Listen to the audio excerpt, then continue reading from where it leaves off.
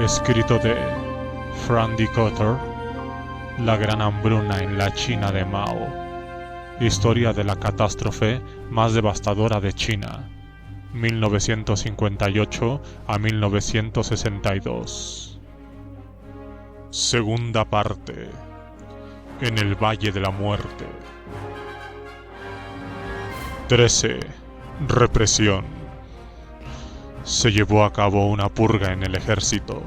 Se podía confiar en Lin Biao para que sacara a la luz cualquier oposición ideológica que se diera entre los militares, y se le recompensó por su intervención en Lushan con el puesto que antes había ocupado Peng Dehuai.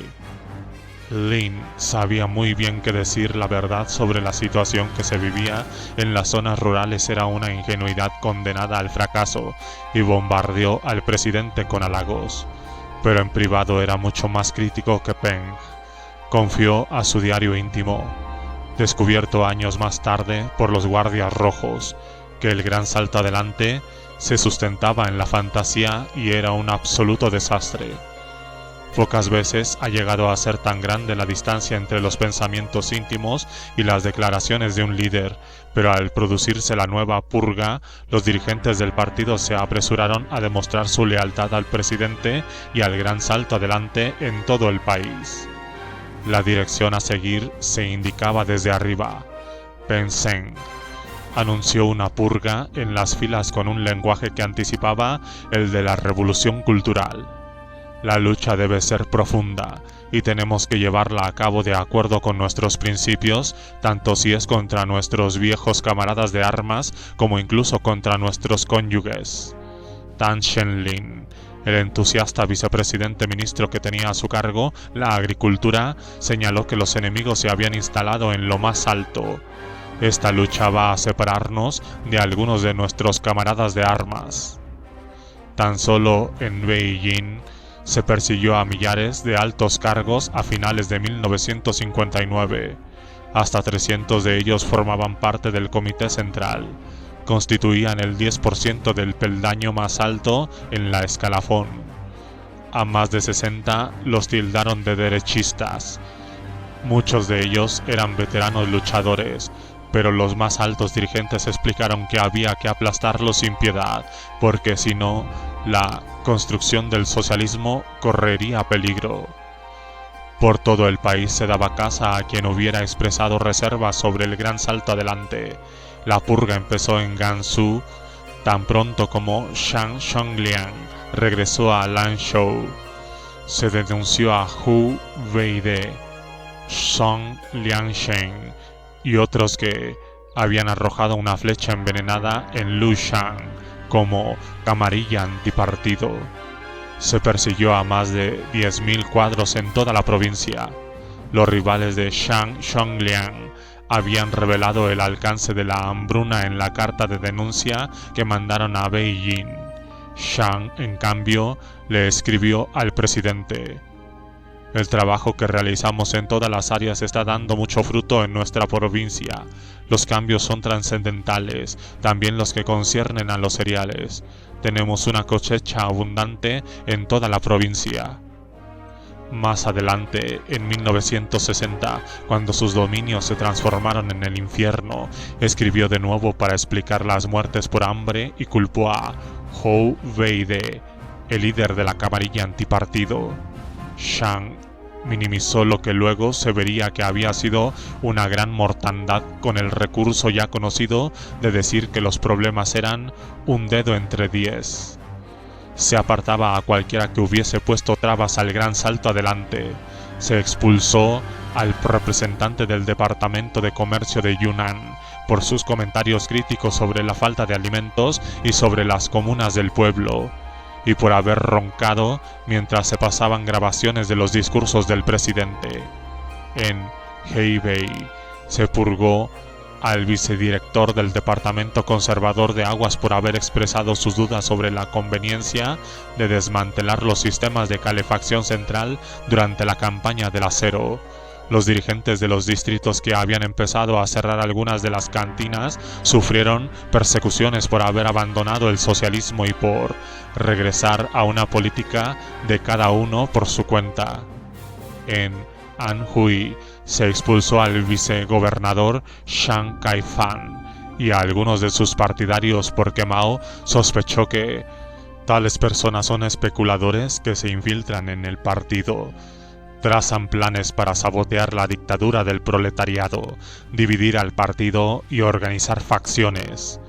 Se produjeron destituciones de parecido nivel en Fujian, Qianghai, Heilongjiang y Liaoning, entre otras provincias.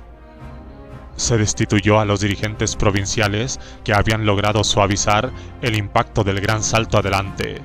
Sometido a ataques constantes por parte de Mao y de sus acólitos, Zhou Xiaishou, dirigente insumiso de la provincia de Hunan, había cedido de mala gana en 1958 y había empezado a hinchar las proyecciones de la cosecha, pero raramente dejaba pasar una oportunidad de moderar el entusiasmo de los cuadros locales durante las visitas de inspección. En Shangde se había burlado descaradamente de las fanfarronadas en torno a la producción de cereales. Cuestionaba el sistema de intendencia. En cierta ocasión, una mujer acudió a quejarse de la cantina local y Zhou le aconsejó que se marchara y se cocinara algo en casa. Se había negado en redondo a permitir que en Hunan se siguiera el ejemplo de Mancheng. Veía los campos Sputnik como una peligrosa distracción por la que se descuidaban las tareas agrícolas más urgentes. Descubrió que en Ningxiang ya solo las mujeres trabajaban en los campos y entonces exigió que los hombres dejaran los hornos de los patios traseros. Su respuesta al programa de trabajo-estudio, que exigía que todos los alumnos de la escuela primaria participaran en labores productivas, había sido: ¡qué disparate! Pese a todos sus esfuerzos, muchos cuadros locales habían actuado por su cuenta y se habían adherido al gran salto adelante con una mezcla de convicción y ambición que condujo al mismo tiempo de abusos que imperaban en otras partes. Sin embargo, al fin y al cabo, Hunan se hallaba en mejor situación que su vecino Hubei, gobernada por un adulador de Mao como Wang Renzong. En mayo de 1959, justo antes del Congreso de Lushan, el tren especial de Mao se había detenido en Wuchang. Por aquel entonces la ciudad se hallaba en un estado deplorable. En la propia casa de huéspedes reservada para Mao no había carne ni cigarrillos y pocas verduras. Changsha, en la provincia de Hunan, donde había nacido el propio Mao, era muy distinta. Allí los restaurantes al aire libre aún servían a los clientes. Zhou Xiaishou era muy consciente del contraste y empezó a provocar a su rival Wang, que acompañaba a Mao a Changsha. Se criticaba a Hunan por no haber trabajado con tanto empeño, y ahora mira cómo está Hubei. Aquí no se encuentra ni siquiera cigarrillos rancios o té. Habéis gastado todas las reservas del último año. Nosotros somos pobres, pero por lo menos aún conservamos provisiones. Visto en perspectiva, es posible que Zhou se buscara demasiados enemigos como para sobrevivir en el feroz entorno de un régimen de partido único. Se le consideró miembro clave de la camarilla antipartido y se le purgó de inmediato tras el pleno de Lushan, lo que dejó el camino expedito a dirigentes como Zhang Pinghua, dispuestos a seguir todos los dictados de Mao, y, en consecuencia, a matar de hambre a la población local. Los restos de cordura que hubieran podido sobrevivir al delirio del gran salto adelante fueron víctima de una caza de brujas enloquecida que dejó a los granjeros más vulnerables que nunca ante el poder sin cortapisas del partido. En todos los niveles, provincia, distrito, comuna, brigada, Se llevaron a cabo purgas feroces y se sustituyó a los cuadros más grises por sujetos implacables y sin escrúpulos que desplegaban velas para beneficiar de los vientos radicales que soplaban desde Beijing. Durante los años 1950 a 1960, unos 3,6 millones de miembros del partido fueron etiquetados o purgados como derechistas, aunque el número total de miembros hubiera ascendido de 13.960.000 en 1959 a 17.380.000 en 1961.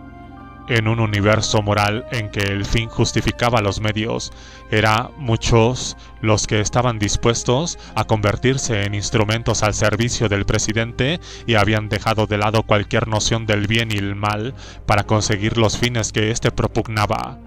Si la dirección del país hubiera cambiado de rumbo en verano de 1959, después de lo de Lushan, el número de víctimas mortales de la hambruna se habría contado igualmente por millones, pero el país se arrojó de cabeza a la catástrofe. Serían decenas de millones de almas las que perecieran, víctimas de la fatiga, la enfermedad, la tortura y el hambre.